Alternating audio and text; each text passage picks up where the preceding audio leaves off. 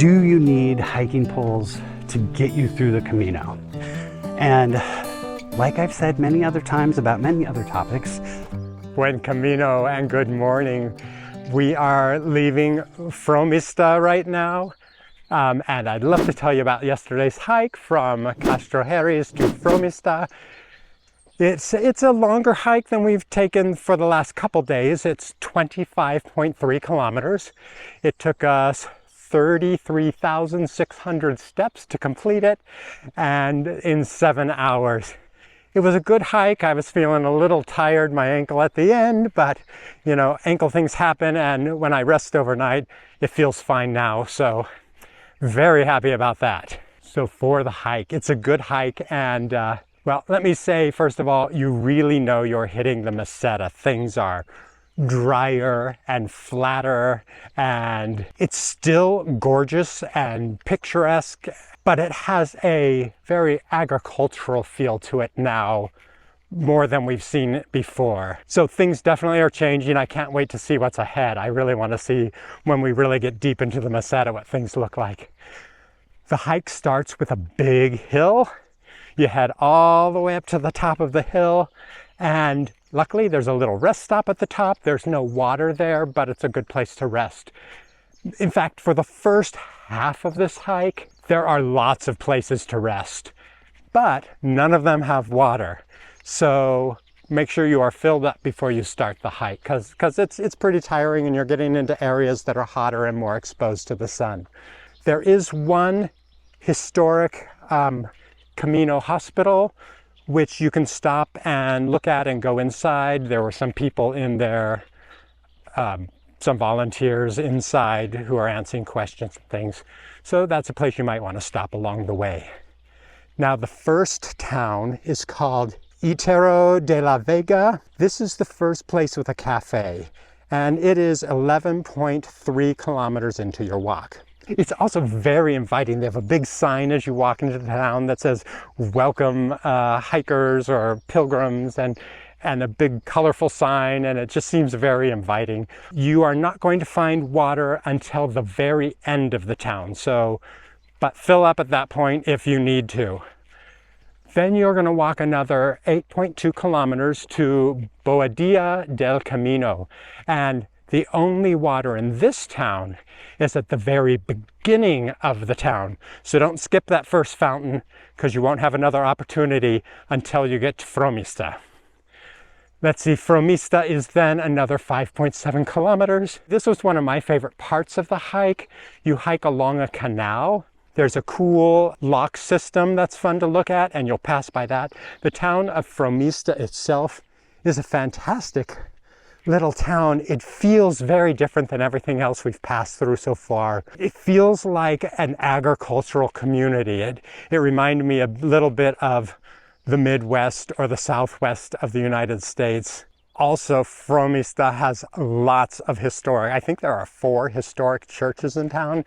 So if you like looking at the churches, there are a lot there to find. We stayed in Albergue Luz de Frómista, and we paid 13 euros each for dorm beds in a 14-bed dorm. It's a great albergue. They have lots of laundry facilities. They have a kitchen. There are spaces to socialize, and it was very social there. A lot of people were out in the back patio chatting and eating. It was a very, very pleasant stay. I will say there was only one toilet for the whole men's floor. It wasn't just the men's floor, but for all the men on the floor, which is, so you had to wait every once in a while if you needed to use the restroom. For food, groceries most of the day, but we did in Higuero de la Vega. We ate at a place called Fitero, and we paid 10 euros 50 for 2 nice bagel sandwiches and a donut. Today, I'm going to give a shout out to a nameless Polish man. We didn't get his name, but we chatted with him for a while. He is doing the Camino as a bicyclist. And we haven't really talked to any bicyclists yet. He said he's come all the way from Poland. He rode through Germany and France, and now he's down in Spain. It was interesting. He was talking about how the different countries maintain the trails for the bicyclists. The Spanish drivers, he said, are fantastic. They really pull over and make sure there's lots of space for the bicyclists. He says he loves that, but there's often a lot of places where he's riding on dirt roads with lots of rocks, and this is the first place that he has been getting lots of flat tires because of the condition of the roads. And he's going to make it, we have 20 more days approximately until we get to Santiago, and he plans to make it in 5. So it really shows the difference with speed when you have a bike. Very interesting. Shout out to our new Polish bicyclist friend. Buen Camino. So a question a lot of people have is, do I need to bring hiking poles? I've mentioned this a couple of times here and there, but I thought I would just kind of focus on that a little bit because it's such a common question. Do you need hiking poles to get you through the Camino? And like I've said many other times about many other topics, there is not a right answer. And so you don't have to worry about, I'm going to make the wrong decision and it's going to ruin everything. It's just up to you whether you like walking with the poles, whether you want that support, whether you're used to it and you like it, or you've never tried them before and you're not sure. There's not a right answer.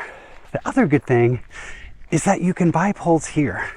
And so you don't have to worry about, oh, I need to bring some from home because that's the only way that I'll have them. They are all over the place. You're going to be able to buy them here if you decide you want them. Now, a lot of it's going to depend on how you walk and what kind of support that you need. So for me, we got hiking poles here. We bought one pair up in Paris, and we were thinking maybe we would just kind of share them on and off. David likes them for the uphills. I like them for the downhills. We thought that might be fine. But then when we got to St. John Pied de Port, they had them. They were $10 a pole, so we got another pair for 20 bucks, 20 euros probably. And that seemed like, well, we'll get them and then we'll have them and we'll see. I rarely use my poles. I don't like having things in my hands as I walk. And so the only time I use them is when we get to the really steep downhills.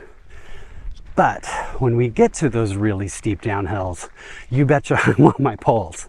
And so we've had, 4 or 5 days like coming down into Zubiri.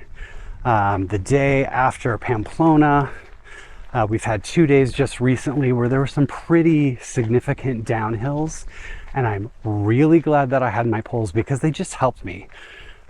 Could I have made it without them? Maybe, but it would have taken a lot more time and a lot more effort on my knees, a lot more stress that I'm glad I didn't have to do because I had the poles. Most of the time, I'm just carrying them. Now, there's a lot of people who use them all the time that they walk, on the flat, on the up, on the down. It just depends on you and if you want to have that extra stability as you go or if you don't. One of the big things here, not big, but you definitely see a lot of people doing it, is they'll get the staff, a couple tree branches that have been taped together or something even more elaborate, and they'll walk just with one. To me, that doesn't seem like it would be as helpful. If I'm going to use the poles, I definitely want 2. But to each their own. There's not a wrong answer or a right answer. It's just what works for your body and what you need to feel safe and secure as you walk. Now, one thing I will answer, which I think is important, is a lot of people will get on the forums and they'll say, can I bring my poles from home? And you're going to get every answer. But in general, it seems like TSA does not like the poles in your carry-on baggage. If you're going to check bags, sometimes you can get away with it, but often the poles are too big to fit in checked baggage. When I flew here, I didn't want to have checked baggage at all because we flew into Paris and then I immediately got on the train down to St. John Pied de Port, and I didn't want to worry about a bag getting delayed and causing a lot of problems with the beginning of my trip. So I only came with carry-on baggage. And it just wasn't worth it to me to bring poles that maybe were going to get taken away. You do hear some people gamble with that a little bit, and they get away with it. And TSA lets them on, and they come with their poles, and they're fine. But you hear a lot of people who don't get away with it and get their poles taken away because, you know, they're sharp at the bottom. They could be a weapon.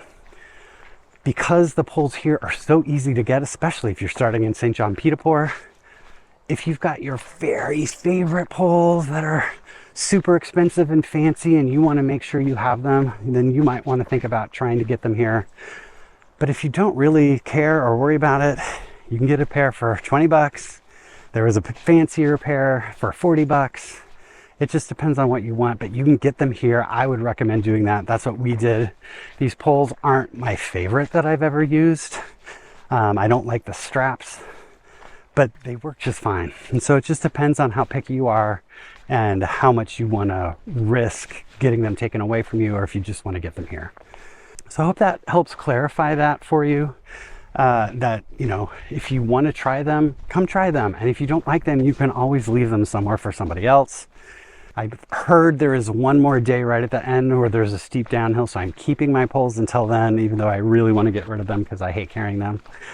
But like I said, they've been, the days that I've needed them, I've been very, very glad that I had them.